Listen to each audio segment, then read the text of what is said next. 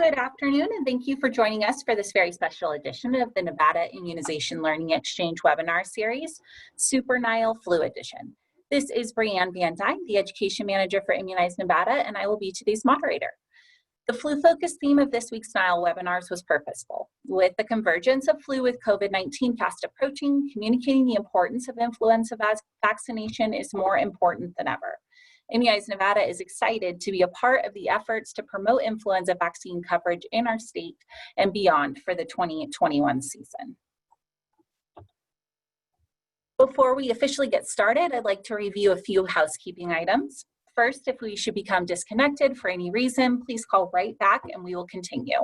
Second, please locate the Q&A box on your screen. If you have any questions, type them there and we will address those at the end of today's presentation. Additionally, if you have requested continuing education credits for today's webinar, please make sure you complete the survey, which will pop up on your screen when the webinar has ended, or in tomorrow's post-event follow-up email. All continuing education credits certificates will be mailed out within the next week. Please note, today's webinar is being recorded. The archived presentation and slides will be available on immunizenevada.org/NILE within 1 week. Before we begin, I'd like to provide a little disclaimer. Immunize Nevada's NILE webinars are made possible by the generosity of speakers who donate their time and expertise to benefit the coalition. The expectation and goal is for community partners to gain knowledge on immunization and infectious disease-related topics through a non-branded, unbiased presentation. And with that, I'd like to officially begin today's featured presentation, Challenges of Influenza Vaccination During the COVID-19 Pandemic, Racial and Ethnic Disparities. It's my pleasure to introduce Dr. Flor Munoz, Associate Professor of Pediatrics, Infectious Diseases, Molecular Virology, and Microbiology at Baylor College of Medicine, and Director of Transplant Infectious Diseases at Texas Children's Hospital in Houston. Dr. Munoz is a clinician investigator with projects supported by NIH, CDC, BMGF, and industry, focusing on vaccines, the epidemiology of respiratory infections in healthy and immunocompromised hosts, and the evaluation of safety and immunogenicity of vaccines in pregnant women, children, and immunocompromised hosts as well. In addition to her very numerous other roles and accomplishments, Dr. Munoz credits include extensive publications on respiratory viruses, vaccines, and maternal immunization. She's also a member of the AAP Committee on Infectious Diseases, the CDC's Advisory Committee on Immunization Practices, or the ACIP, Influenza Working Group, and the American College of Obstetrics and Gynecology Immunization Expert Group. Welcome, Dr. Munoz. Thank you very much. It is my pleasure to be here with you today. I hope you can hear me well. We can, thank you. Thank you so much. Just checking. And I am hoping that in the next few minutes, we will be able to cover this very important topic and the challenges that we are facing with this winter time or flu season that is really around the corner in the context of this COVID-19 pandemic. In the next slide, what I think that, we can come up with different goals from this discussion today, but I would like to give you a perspective about why influenza vaccination is important during the COVID-19 pandemic. But most important to me is that we all think about why influenza vaccination is important to us. Why is it important to you? And that we think about this as we go through this presentation today, but also as we go through how we approach this winter season, which will be definitely challenging. Next slide, please. It is not the first time that we are in this situation. And some of you have seen this picture from the 1918 pandemic. And I think that it's very suitable to hear about what this pandemic was like, to give us a sense of this. So we are going to watch a very short video. You can go ahead and help us with that, of someone who was there during that pandemic. And give us a perspective of the fact that we are not, right there, yes, we are not facing something that has never happened before. So let's listen.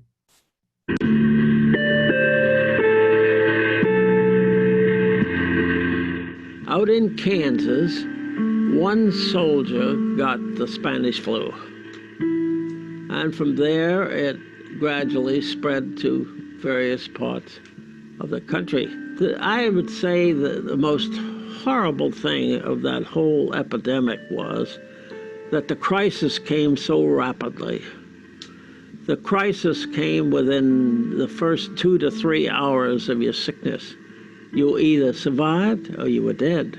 When the flu epidemic hit, somebody would ring, let's say they rang the doorbell at 6 a.m. in the morning and said, my mother just passed away. I want you to take care of the funeral service. That before the sunset on that day, that whole family was gone. Of the 8 people that lived there, I'm the only one that got it, believe it or not. Fortunately, we had a very wonderful doctor. And he took care of me, and he pulled me out through very quickly because, as I said, the crisis is there. It came with an intense fever, and you were gone. Everybody wore these face masks, like you see in a surgical room. And you must remember this, that in the flu epidemic, all congregations and gatherings were forbidden.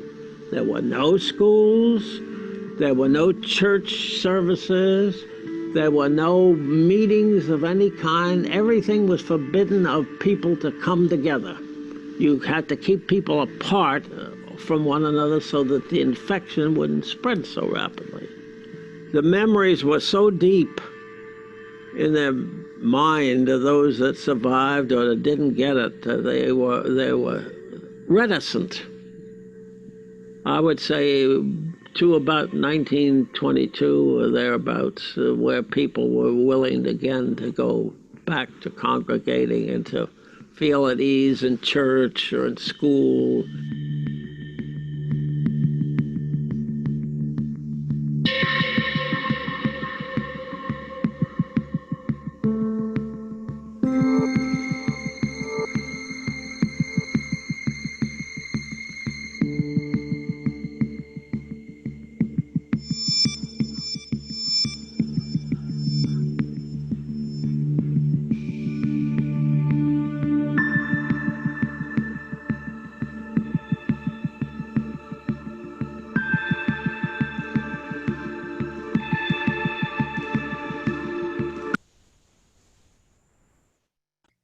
Thank you so much for that.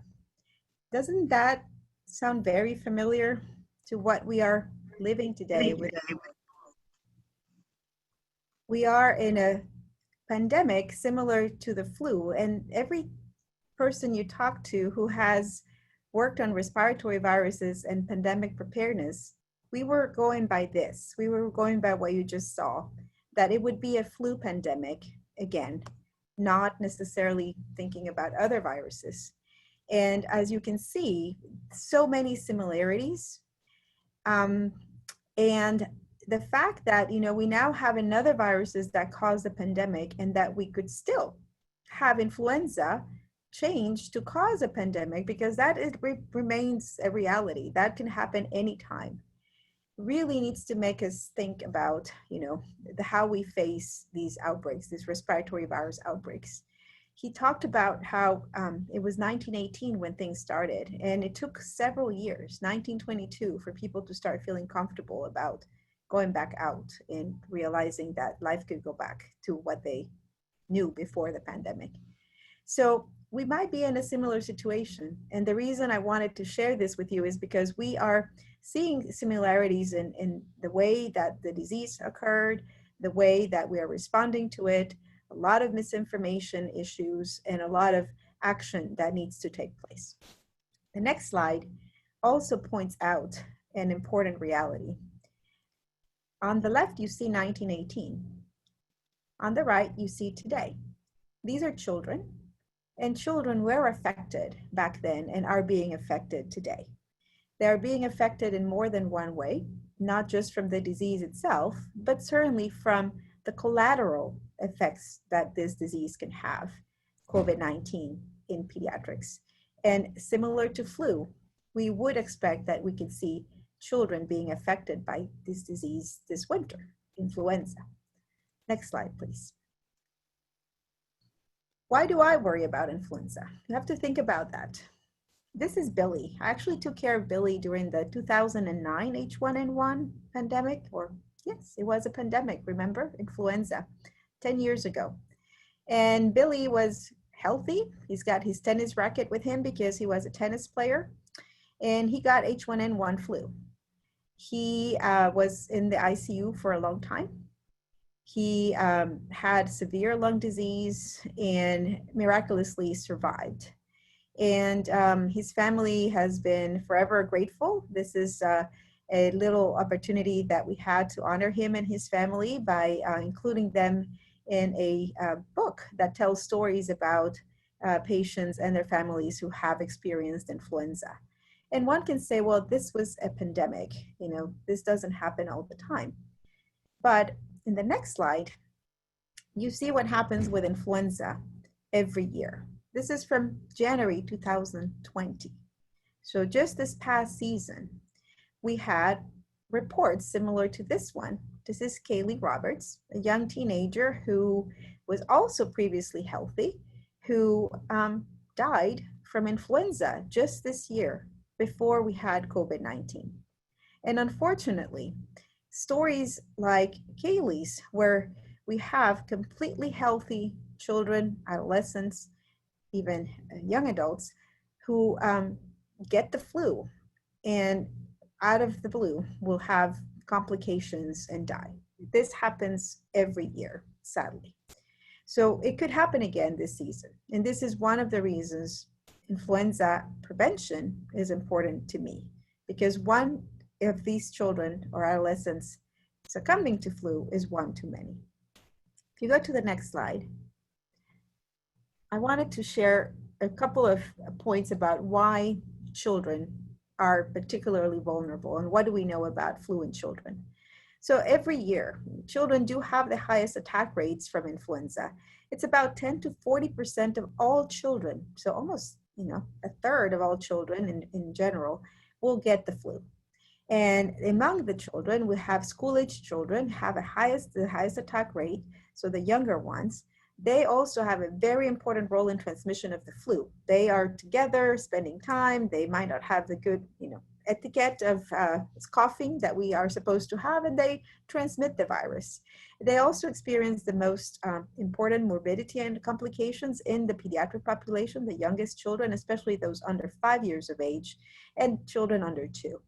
And we certainly have a lot of medical attention. So they have to come to the clinic, they have to come to the ER, they have to be hospitalized because of flu every year. We see it every year. The next slide will give you a general perspective of, again, the severity of influenza in children. So what you see here is the annual rates of hospitalization on the y-axis, and on the x-axis, you see it by age. So basically, the young children, especially babies in the first year of life, are hospitalized at rates that are higher than the people 65 to 75-year-olds. And this is important to keep in mind because we worry a lot about our adults and elderly to get flu. But sometimes we forget that at both extremes of ages, we could have this similar effect. And you see that among the pediatric population up to age 17, in the first 5 years of life, you continue to have high morbidity, even more than in the young adults. The next slide gives you an idea of the different complications that we see in children. So I am an infectious diseases doctor. I know I'm biased because I see the worst cases, but you can have anything from croup or ear infections and little wheezing illness to literally a primary influenza pneumonia that looks like pneumococcal pneumonia with sudden onset fever, chills, very significant cough and congestion, and patients do get quite ill. Many times, as in the case of Billy, he had a secondary staph infection, and that's what makes them really have complications with a secondary bacteria. It could be staph, it could be pneumococcus. You have also complications with heart conditions, seizures from fever, myocarditis, so it can affect the heart. And you can have, children that look like sepsis, especially the babies. And we have obviously deaths that happen every year. The next slide is telling you about the groups at risk, right? So here I'm going to start comparing what happens with flu and what happens with COVID. Because if you look at the list, this is the list that comes from high-risk conditions, underlying medical conditions that make you have more complications when you get the flu. And it's from the flu literature. But what I have put in red are the high-risk conditions that make you have more complications with COVID-19, and they overlap incredibly. So any chronic pulmonary disease, neurologic disorders, we know it's a problem for flu. It might be for COVID. We just don't know that in detail, but chronic lung and heart disease are. If you're immunosuppressed, you have problems with both. If you have sickle cell patients, for some reasons, they have problems with both. If you have chronic renal dysfunction or diabetes, you're affected by both. And obesity is another factor. We are still trying to understand the impact of COVID in pregnancy, but certainly flu is not a good thing when you're pregnant, especially in the third trimester. Anything that compromises your respiratory function, secretion, handling is going to be a problem with these respiratory viruses. In the next slide, I'll give you a little bit more of a comparison because, we are understanding better what COVID-19 looks like. And we know that during this coming winter, we might not be able to distinguish the two just by looking at a patient and looking at their clinical presentation. They have a very similar presentation in that they're both respiratory illnesses with symptoms that are congestion, sore throat, cough, and that they may present with or without fever, both of them. Flu, I would expect maybe to have more fever in general and acutely, but COVID can give you fever. And maybe if you have something very specific like the loss of smell or taste that we see in COVID-19 that will point you towards that direction, it would be really, really difficult to differentiate the two just by clinical symptoms. Both are very highly transmissible. The incubation period for the flu is extremely short. It's 1 to 4 days, but the average is 2 days. This is why you had the 1918 pandemic, the 2009 pandemic, and every year we have, up to 40% of children getting the flu because it only takes a day or two of actually after being infected to develop the virus and have symptoms, and that allows you to transmit it to others. For COVID-19, it's been said to be as long as 14 days, but really it's on average about 5 days. So it's also very contagious. And you see that for both viruses, you have shedding of the virus. So the virus is already replicating in your nose and your throat a day or 2 days in the case of COVID before you have the first symptom. And you can have shedding for a long time, at least 7 days for flu and at least 10 days or more for the COVID-19. So that means that if you get one of these two, you might actually be able to infect other people before you know you have the illness, and you might be able to infect people for a long period of time after you stop having symptoms. Transmission is the same, person to person, usually by big droplets, but also by contact with close distance aerosols. So there's more information about that. So we definitely need our masks to block those big droplets that come, when we cough, but also small particles that might stay in the air for a little bit of time if you are in close proximity. This is why you need to have that distancing between one another. Now, we see already a little bit of differences is that, certainly flu, as I mentioned, you have complications in the youngest children, those under 5.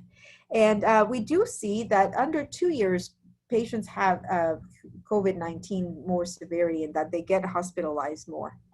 But we do have a more important component in COVID-19, which is in adolescents presenting with this MISC or multi-inflammatory systemic syndrome that is really still to be evaluated. They do have a lot of heart disease, and it's different from the age of Kawasaki because Kawasaki is usually younger children, but it could look like that. And the main difference between these two is that we do have a treatment and a vaccine available for flu, but we don't have that yet for COVID-19, and we might not have that for children for a while. The next slide is just to give you the availability of vaccines. So brief update for 2020-2021 in terms of pediatric vaccines, this is what we have. Important, all vaccines for children are quadrivalent. Quadrivalent means they have 2 flu A strains and 2 flu B strains. We don't have trivalent, which was missing one of the Bs, anymore for children. We have injectable vaccine, which we call IIV. It's the egg-based or cell culture, but you see the cell culture, which is a special type of vaccine, is only for children 4 and up, while all the others can be given starting at 6 months of age. And we have different presentations that allow us to really not have concerns with shortages or inavailability of the flu vaccine. And as you can see as well, one of the updates recently has been that even for babies as young as 6 months of age, we give the full dose for these vaccines that are approved to give full dose as young as that age. There's only one left at 0.25, which used to be the dose for the 6 to 35-month-olds. But all the others are just totally fine. There's no preference for which one to use. And of course, we have the live flu mist vaccine, which is for 2 years and up, children who are healthy. The next slide is just to tell you that, of course, these annual recommendations for flu vaccine that you might have seen coming out already of the ACIP, the CDC, and from the American Academy of Pediatrics basically are harmonized in that there is good consensus that everyone starting at 6 months of age should be vaccinated against the flu in this country. And this is the best way to prevent all of these medically attended illness and all the severe complications and death that is caused by flu every year. Our goal, according to Healthy People 2030, is that we should be vaccinating at least 70% of the population to be protected. And, you know, the problem is that even though it's available, there's lots of vaccine and it's covered by insurance or even the Affordable Care Act, that you see that the coverage remains low. And I'll show you a little bit about that. And we'll start talking about some of these disparities because there's differences in who is getting the vaccine. The next slide is showing you data from the CDC. This is put out every year. It includes about 10 years. So right after the flu pandemic from 2010 until 2019. This is for children. And what I'm trying to show you here is that, you know, first of all, it seems like we have done better in the last 10 years. We have a coverage in the dark line there in the center, an average of about 62%, nearly 63% overall for pediatric population. We do better with the young children, which is great. In general, for the country, about 73% of children are vaccinated. This is wonderful. Those children are 6 months to 4 years of age. So the babies and the young children who are at greater risk are getting vaccinated. But once you get to the teenagers, that's the lower line right there, which is 52%. We're not doing so great in general as a country. If you go to the next slide, you will see now here again from the CDC coverage data by state. And I hope you can see it. It's a little blurry in my screen, but I have put there in the red arrow, you know, the average for the United States. That's that 62% that we just discussed for children. Some states are doing better, some are not doing so great. My state is Texas, which is to the left of, you know, the average. So we're below average. And we're talking about Nevada immunization. So I did highlight Nevada. Your coverage is about 51%. So, you know, again, this is just to put things in perspective and see that we do need, we have some room for improvement in many places, including where I am in Texas. The next slide is going to show you similar data, but now in adults. In adults, you know, unfortunately, we're not doing so well. And it is concerning because, of course, we talked about the older adults, but you see the average here has remained relatively flat over the last 10 years. And we barely cover about 45% of adults in general. The top line, the lighter gray line, is a person 65 years of age and older. So about 2/3 of people over 65 are getting their flu shot. And that's good because they are the ones at greater risk. The problem is that, you know, the younger adults, again, here at the bottom, about 1/3 only get their flu shot, and they can transmit the flu to other people as COVID, and they can also make other people who are maybe not as good as developing protection against the virus from the vaccine because they have an immune system that doesn't allow them to have a full protection, like those over 65 or like those babies under 5, that, you know, they can still get them sick because they're not getting vaccinated. And similarly, I do want to show you in the next slide, you know, again, the distribution by state.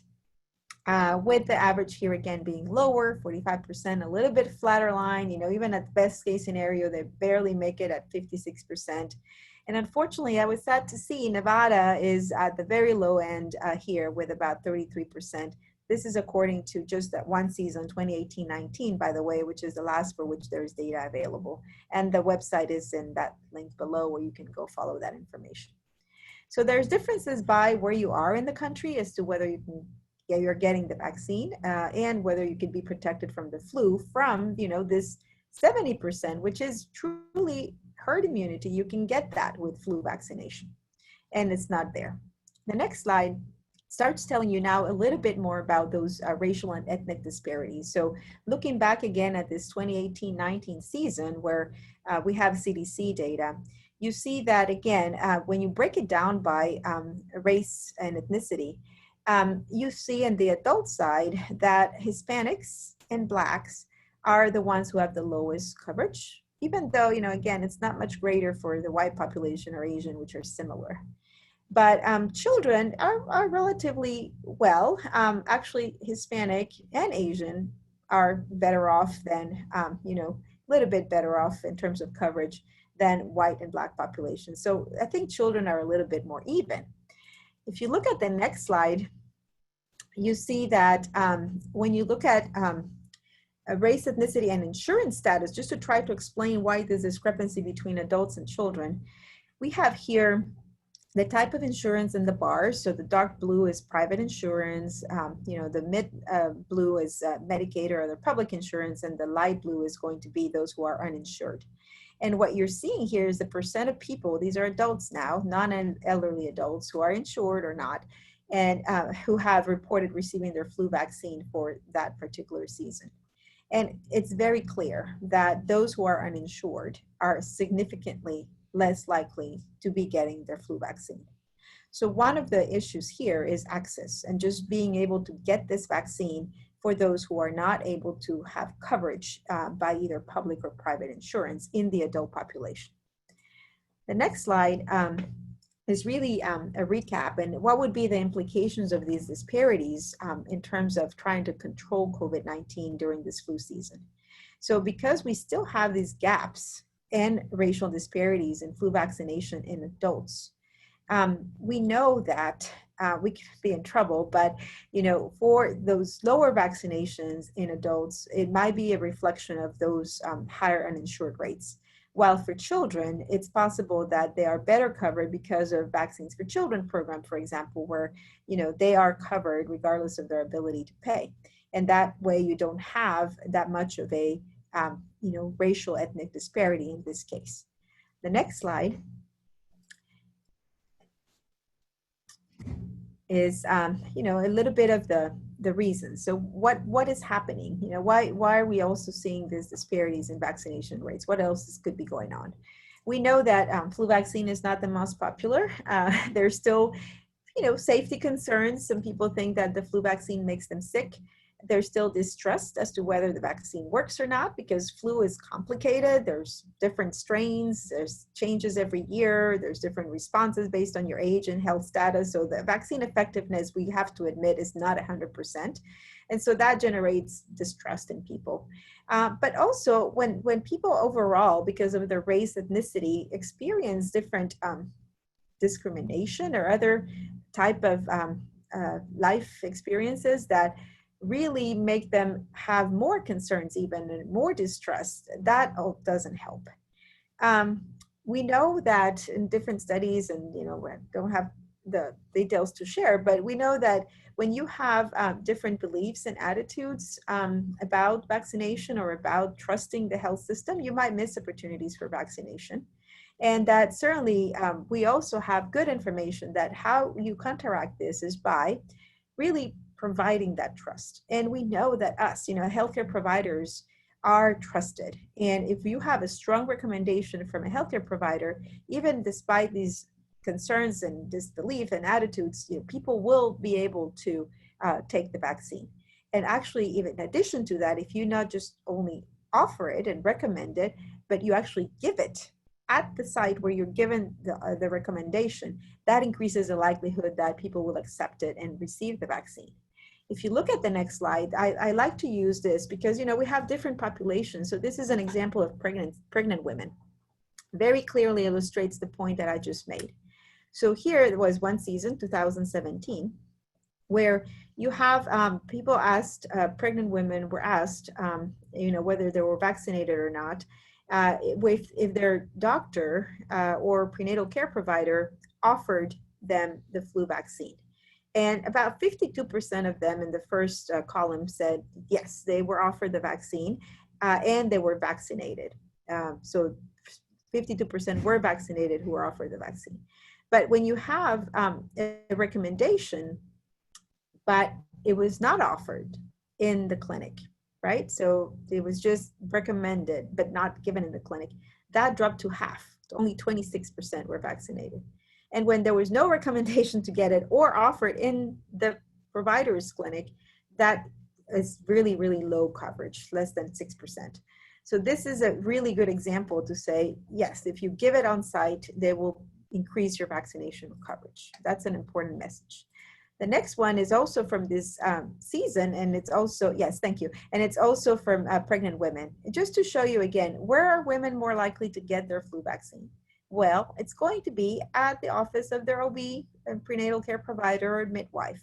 Half of those who were vaccinated, you know, or 50% vaccinated would be getting it there. Or at a family doctor's office, but you know, less likely in a grocery store or other places. But we do know again that being able to trust your healthcare provider is a big factor. So the next slide is just a question for you. Are you recommending the flu vaccine? Because you do need to realize that your recommendation is crucial. There is definitely a big impact in the decision-making of people. And this is focusing now on African-American population. So where you have here a questionnaire also published in the article reference there, where, you know, just trust. If you already have some of these concerns because of racial ethnic disparities, but would you trust your doctor or would you trust your healthcare provider if they say, you know, you should get the flu vaccine? Most people do. You know, this is the curve. It says not at all to a good deal or completely, maybe not completely, but they will trust you. And so this emphasizes the fact that a recommendation is key. The next slide goes now to us. So healthcare providers, healthcare personnel, how well are we doing? Well, I am happy to say that we actually are doing pretty well. You know, we do have a pretty good coverage, especially those who work in hospital facilities. So again, here you have different seasons for over 10 years and the percentage vaccinated with about an average of, I would say about 75% in general for the healthcare personnel population.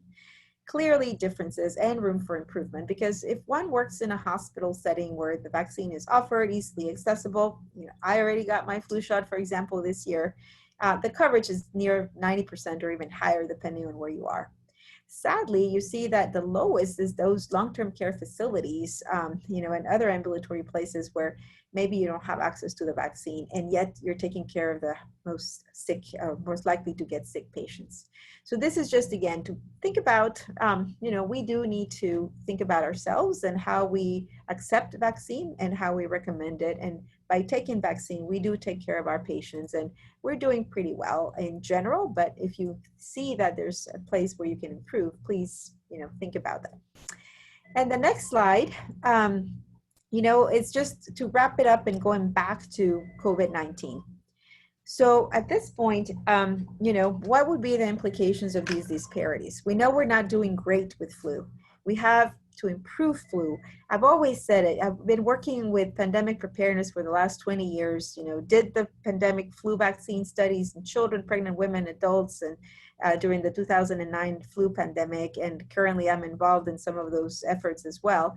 And you know, as much as we think we are ready, we haven't been ready, because every year we have an opportunity to test our ability to improve our vaccination coverage every year, because we have a flu season every year, and yet we come short. So similar to flu, if we did have a COVID vaccine available, being able to get those high vaccination coverage rates is going to mean that we do need to overcome these barriers, especially in populations at risk and especially in populations that have, because of their race, ethnicity, or access to insurance or access to care, already issues because they're not able to get vaccinated with the flu. And this is the group that COVID-19 is affecting, those minorities and those populations that are at risk. The next slide is just the next few slides I'm just going to share briefly because this was presented at the ACIP meeting just this week. So I did take from the CDC slides set that are public now. But just again, a recap, this is COVID-19. COVID-19 is causing, on the left side, you see cases by race, ethnicity. Yes, a lot of cases at the bottom in the white non-Hispanic population. But the next group right there is the Hispanic at the top and the Black population. That's cases. And on blue is going to be the deaths, which are very similar. The problem is that those are just numbers and the percentage of deaths. But if you look at the next slide, when you see what the proportion of cases is by race, ethnicity, overall, you see the bottom line is at the top. The minority groups represent 40% of the total population, but nearly 60% of all the cases. And you see that at the top, for example, the green line, green bar is going to be the proportion of the total population, but the blue represents the percent of cases. And in the white non-Hispanic population, definitely the percent of cases is much lower than the proportion in the population they represent. But for Hispanic and for Black populations and even other non-Hispanic, but probably multiracial, you see that the percent of cases is much higher than the proportion they represent. The next slide, this is cases, right? So the next slide is going to show you the same information basically, but for hospitalizations. And so again, severe disparities in COVID-19 regarding who is getting hospitalized. And you see that the very top is going to be basically your yellow is your non-Hispanic American Indian, and you see the red is the Black, and then green is the Hispanic population. Much higher rates of hospitalization, big discrepancy compared to the non-Hispanic white and non-Hispanic Asian. And the next slide is basically telling you that these disparities are true across ages. So whether you have the entire population or you look at young people and older people, it's the same pattern, right? So it doesn't have to do with age. It's not that people that are older get sicker. It's truly a disparity based on race and ethnicity. And the next slide, now talking about the most severe way to look at this effect of the pandemic is mortality. So you know how to read this slide now. Similarly, the racial ethnic minority groups represent 40% of the population, but represent 50% of the deaths. And in this case, clearly the blue line is much longer for the Black non-Hispanic population. And that population in particular is quite affected at this time. I have another slide to show you next, a couple more figures like this, but just to tell you that clearly this is not a factor of your race or your ethnicity. This is a symptom of socioeconomic issues. And this analysis here just shows you that, where you have the highest percentage of racial and ethnic minority groups that are affected is where you have the greatest poverty. No surprise with that. So on the x-axis, you see the percentage of racial and ethnic minority groups that are present in the given population. So the highest is at the bottom with 44% or lower at the top. And what you see this is, the likelihood that you come from a county with less in the green or more poverty in the blue. And you see that a higher rate of racial and ethnic minority groups, which is at the bottom, is associated with a higher likelihood of, coming from a county where you have more poverty based on various economic factors. And that's true across the board. And lastly, again, thinking about this is a symptom, but what are the determinants, right? So there are many other factors that are affecting these populations that are at risk. It's not only living in places where there's a low income area, but we also know that they compound with the other factors, right? So being young and having underlying conditions like obesity, the type of insurance that people have, and then in and of itself, race is a big factor as well. So all of these are going to be affecting hospitalization. So next slide. I am going to go back to just asking, why is influenza vaccination even more important this year? Going back to our original question. And it's true, we will have co-circulation of both flu and COVID-19 this winter. They're very much alike. They affect very similar populations, and the high-risk groups are the same for both. So they'll have complications and they can be compounded. So we don't know what the effect or impact is going to be when you get either both at the same time, which can happen, two viruses, or in tandem. So you get the flu first and then you get COVID, or you get COVID and then you get the flu. In the same person, that could be potentially devastating. It could certainly injure your lungs, and it could take a long time to recover from a situation like that. We have testing available. This is the good news. We can test for both. But again, we can treat right now effectively one of them with approved drugs, which is the flu. And a vaccination, again, if we think about why we need to vaccinate against the flu, it's because if we prevent the flu, we will reduce the risk individually to that person to get sick and have these complications from these respiratory illness and potentially from COVID. And will also in the population decrease the burden of the COVID-19 and flu infection by being able to not have too many people coming to the hospital. So the burden to healthcare is going to be significantly low. The next slide. If you can, yes, it's getting a little blurry right now, but that's okay. I hope that everybody can see it. So this is just for us to discuss. This is my last slide with text. And so just to say, now we know the problem. We know the issues. How do we overcome the fact that we're going to have flu and COVID-19? How do we think about this so that we don't have to spend the next 4 or 5 years with the same problems? So let's think about costs, So there is an issue with access to the vaccine and where you get it. That's important. We need to make sure that, as we provide this vaccine to people, it's easily accessible to them. It's convenient. People need to know where it is, where to find it, both of them, the flu and when we have COVID vaccine. All kinds of outreach events that you can have, be in the media. This is why I'm here talking with you today, because we need to build this trust and people's willingness to get their vaccine. We as healthcare providers, any public health agency can educate people, and we can share the recommendations. But in addition to that, I think I made the point, that it's not just sharing and educating, it's recommending and offering. Giving it at the same time is going to really make a difference. And then we have to be mindful about all of these cultural issues, the language, the beliefs, all of that needs to be taken into consideration when we are addressing people's concerns. And we want to make sure that we continue to be trusted as healthcare providers, and that we partner with other trusted healthcare providers in the community, or other persons, in the community, just like, pastors or other community leaders, so that we can share that same message. The next slide, before we go into a brief discussion and your questions, goes back to 1918.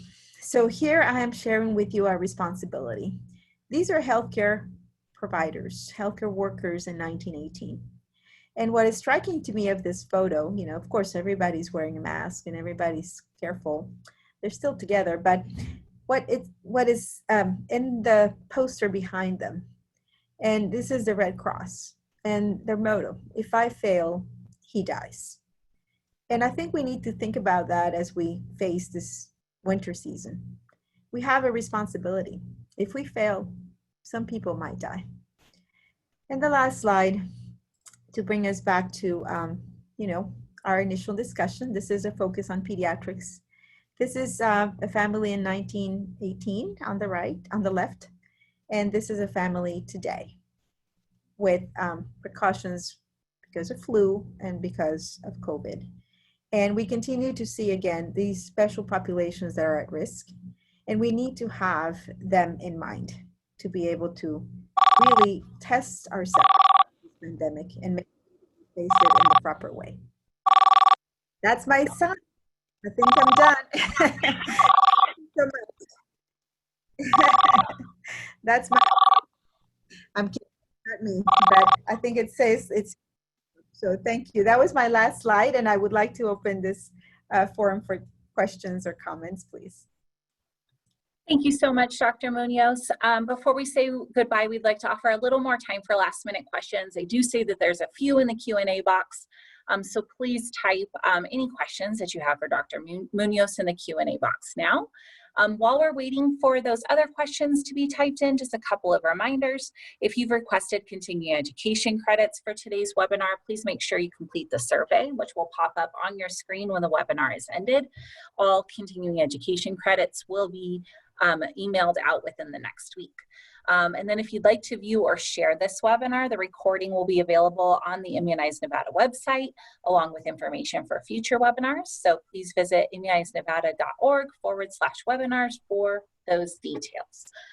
So right now we'll go ahead and address the questions that have come in so far. The first one we have, Dr. Munoz, is how can we best communicate the safety of the flu and future COVID-19 vaccine to minority groups who may have distrust in doctors and the medical system? Yes, you know, again, communication strategies are going to be very important. And so we need to be aware of cultural issues, you know. I think that the question is here, how do we best communicate? There's already distrust, and it's very difficult to overcome distrust depending on where people's information is coming from.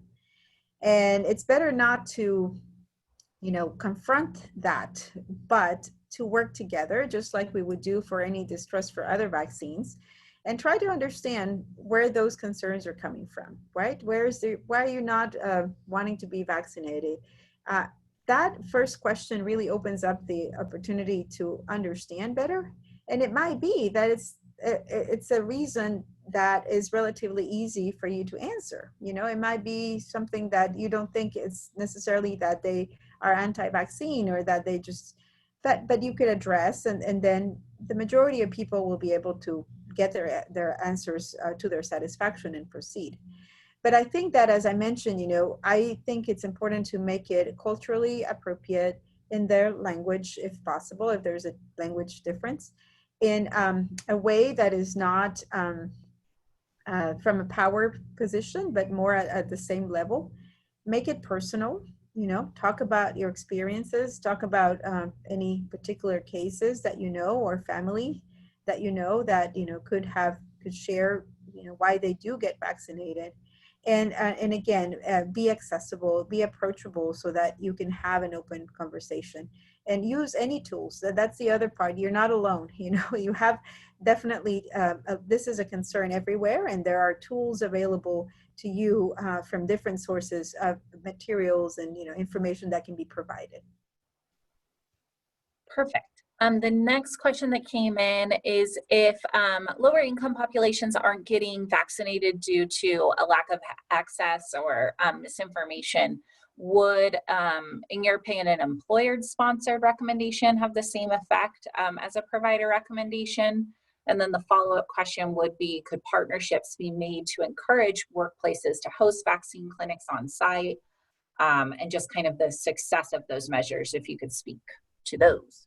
Yes, absolutely. So having vaccine provided by employers is actually a very, very effective measure, effective way to improve vaccination coverage. It's in the interest of some employers, you know, certainly for us in the healthcare system, that we are vaccinated in a way that it's quickly and accessible. So having different shifts, or, you know, having the vaccine available in the hallway or in meetings when a lot of people are going to be gathering. And even in non-healthcare environments, the fact that you don't want to lose your employees, to the flu has been a motivation for employers to give the flu vaccine on site. So those partnerships do exist, you know, so that you have the ability to bring in maybe someone who vaccinates during a certain period of time, or do sort of vaccine fairs or clinics at different sites of employment. So it works. It's definitely successful, and it's highly encouraged. This is, I think, why the hospital employees, when I showed you the healthcare providers, do better, because it's more accessible to them.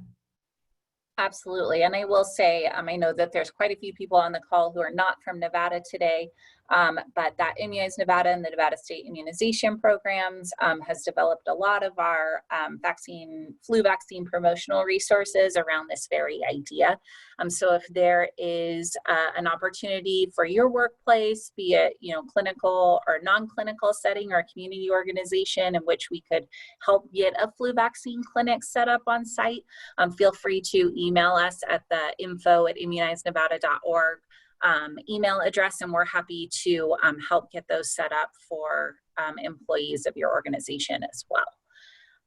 The next question is, I've heard people tell me they're not going to get the flu shot this year because of the COVID mitigation measures or reducing flu transmission. What suggestions do you have to counteract this mentality? I would say that that premise is not necessarily true. And why do I say that? So the premise being, because we are using masks, because we're staying home, because we have social distancing, we are not going to get the flu or RSV or other viruses because we're protecting ourselves against COVID, and that helps with the others. If you look at the experience in the Southern Hemisphere, go look at Argentina, South Africa, Australia. They were in the very first wave of the COVID-19 pandemic when they had their winter time. This was just this past summer for us. That was the winter for them. And indeed, they did see fewer cases of flu and other viruses, but not zero. They were still having some cases. Definitely COVID was the predominant virus. The reason I don't think that's going to be the case in the United States, at least, or in some countries where, we have now passed the first wave, is because people do get relaxed about some of these mitigation strategies. And we are starting to see, as a matter of fact, already outbreaks, more increased number of cases of COVID, despite the fact that we have these measures in place. I can also share with you that, again, we have surveillance in our hospital, and during a period of time, certainly our summertime, we have identified mostly COVID. Rarely we would see any other viruses. Right now, when we're seeing a little bit less COVID, we are starting to find, in just surveillance testing, that we have the common cold viruses. Rhinovirus is there, human pneumovirus is there, Bocavirus, so different viruses that normally are around this time of the year, we are starting to pick them up in the testing that we do in our patients. So it means they're out there in the community. And then the other reason I don't think that's going to be a premise that is entirely true is that during the summertime, we had opportunities to go outside. Even though we're distancing and masking and all of that, we could be outside and not so close. Wintertime means we're going to have to be together more indoors.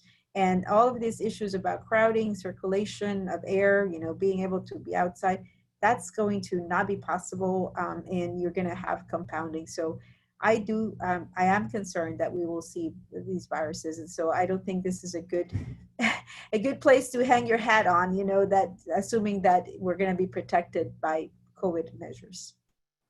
Well, and yeah, and I would just go ahead and just add to that it's all of these mitigation efforts are, helpful, but they all work in tandem with one another. So flu vaccine and getting vaccinated with your flu vaccine is definitely a part of it. It just adds another layer of protection to all of those additional, physical distancing and hand washing, mask wearing efforts as well.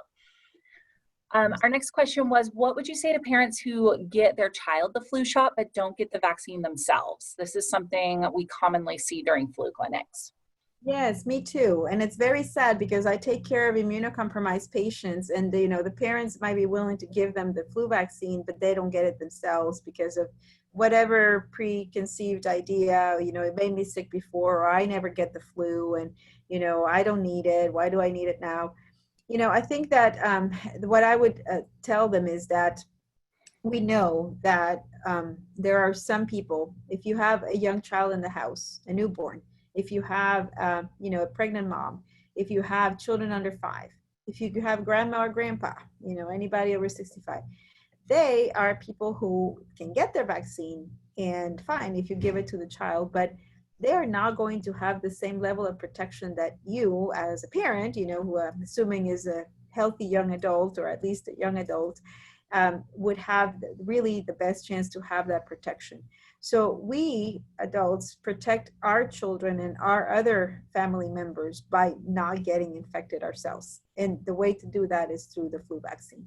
So I think it's an important responsibility. And again, one cannot assume that because you never get it, you're never going to get it again or ever, or that you know, you're more resistant or immune to the flu because you're older. You have to really think about the unit, the family unit, the household as really who you're trying to protect. Great. The next question is it anticipated that a COVID vaccine will be covered under the VFC program when it is initially released? And if not, if families must choose who will receive the vaccine, who's recommended to receive the vaccine first? This is very complex. Literally, as we speak, there are many efforts nationally, internationally to try to make decisions about how to prioritize and how to allocate the vaccine. Right now, I can tell you that although these discussions are happening, the preliminary phasing that has been shared is certainly those who are at greater risk in terms of their occupation and in terms of the priority of their occupation might be the first to receive the vaccine. The rest of the population, so, you know, first responders, people who are in healthcare, directly taking care of patients, those who actually make the vaccine, you know, those are the groups that they're being considered. Clearly, you know, we are concerned, there's concern about those really high-risk groups, the minorities that we've been discussing, you know, the young children, the pregnant women, those with comorbidities.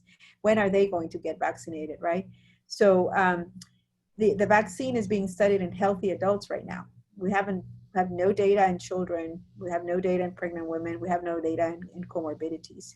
So if it gets approved, and when it gets approved, it might not be really ready for everyone yet until data is available for them. And truly, we cannot, you know, expect it to be available really quite now in time for the flu season. Definitely not. So is it going to be covered? Yes. And, you know, any vaccine that has a recommendation is covered by VFC.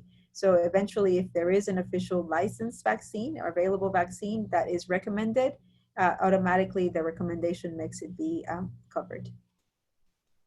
Perfect. And then it looks like the last question is, if children play a crucial role in influenza transmission, do you think that children and their families should be given access to vaccines at schools in areas where minorities live? Thank you for that question, because school vaccination is definitely also a very effective strategy. There are studies with that in terms of influenza vaccination that have been done during regular flu seasons, where you have a school where you vaccinate all the children, or you have a school where you don't, and you compare the rate of influenza and of other viruses in both schools, and you can definitely drop the cases of influenza in the children in the schools where you vaccinate, especially once you get to a coverage of at least 50%. Higher coverage is more protection. But the most exciting part of that is that you can decrease the cases of flu in the children vaccinated in schools themselves, but also in the adults that live with them in the house. It's fascinating. Lots of good experiences with that from other countries in the US, several studies in the Northeast and California that have shown that. And here the issue is more practical, right? So if you are able to mount a school clinic or to have access to vaccine to give during schools, it would be a perfect setup to increase coverage of vaccine. Great. Well, that Timing worked out really well. That was the last of our questions here as part of the live presentation. If any of our attendees today have any questions for Immunize Nevada or Dr. Munoz, please feel free to send those or provide those in the post-webinar survey, or you can send us an email and we will address those after the presentation. I would just like to take one last time to thank Dr. Munoz for joining us today and bringing her expertise to our coalition. And again, our recording of today's presentation and Dr. Munoz's slides will be available on immunizenevada.org within the week. So thank you all for joining us today, and we hope you have a great rest of your day and that you'll join us for tomorrow's presentation from Families Fighting Flu. Thank you, Dr. Munoz. Thank you so much, and thank you for all these thoughtful questions. Really appreciate it. Absolutely. Have a great day.